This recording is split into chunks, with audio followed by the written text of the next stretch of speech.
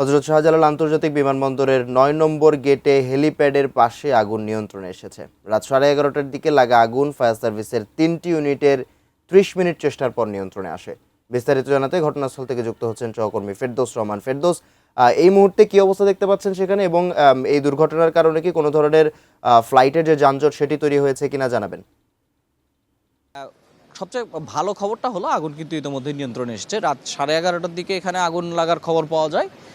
Fire সার্ভিসের 4টি unit তারা ঘটনাস্থলে ঘটনার পরপরই আসে এবং তারা ভিতরে এসে 10 মিনিটের মাথায় তারা আগুন নিয়ন্ত্রণের খবর দেয়। যদিও অগ্নি পুরোপুরি নির্বাপনের যে কাজটি সেটি ভিতরে তারা চলছে, ফায়ার সার্ভিস ভেতরে সেই কাজটি করছে। আর যেহেতু বিমানবন্দর একটি নিরাপত্তা থাকে এখানে যথেষ্ট পরিমাণে, সে কারণে আমরা গণমাধ্যম কর্মীরা কিন্তু বাইরে অপেক্ষা করছি।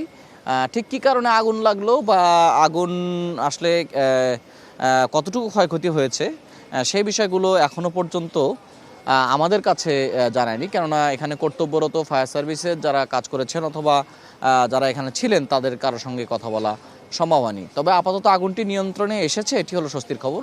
এর আগেও বিমানবন্দরের কার্গোতে আপনি জানেন যে আগুনের ঘটনা ঘটেছিল, সেই সময়ে আগুনে বেশ ক্ষয়ক্ষতি হয়েছিল। বিশেষ করে আমদানিকৃত যে পণ্যগুলো বিমানবন্দরে রাখা ছিল সেই বিমানবন্দরের আমদানিকৃত কার্গোতে আগুন লাগার ফলে সেটা বেশ ক্ষয়ক্ষতি হয়েছিল এবং সেটা নিয়ে কিন্তু বেশ আলোচনাও হয়েছিল। সে কারণে তারপর থেকে ফায়ার সার্ভিসের একটা বাড়তি নজরদারি একটা রয়েছে বিমানবন্দরের দিকে। কোনো ঘটনায় তারা সঙ্গে সঙ্গে তাৎক্ষণিকভাবে এসে প্রতিক্রিয়া করে এবং সেটিকে অগ্নি নির্বাপনের কাজটি করতে পারেন। এখনও পর্যন্ত ফায়ার সার্ভিসের ভিতরে গাড়িগুলো রয়েছে, সেগুলো কাজ করছে। তারা বের হয়ে এসে নিশ্চয়ই আমাদেরকে জানাবেন যে কতটুকু ক্ষয়ক্ষতি হলো অথবা কী কারণে আগুনটি লাগলো, এবং পরবর্তীতে হয়তোবা তারা তথ্য অনুসন্ধান করবেন এই বিষয়গুলো সম্পর্কে। আপাতত আমরা দেখছি যে ভেতরে গেটটি লাগানো এবং তার ভেতরে ফায়ার সার্ভিসের গাড়িগুলো প্রবেশ করেছে, সেগুলো কাজ করছে। 4টি ইউনিটই এখানে কাজ করেছে, তার বেশি আর বাড়ানো হয়নি এবং খুব অল্প সময়ের মধ্যে আগুনটি নিয়ন্ত্রণে এসেছে।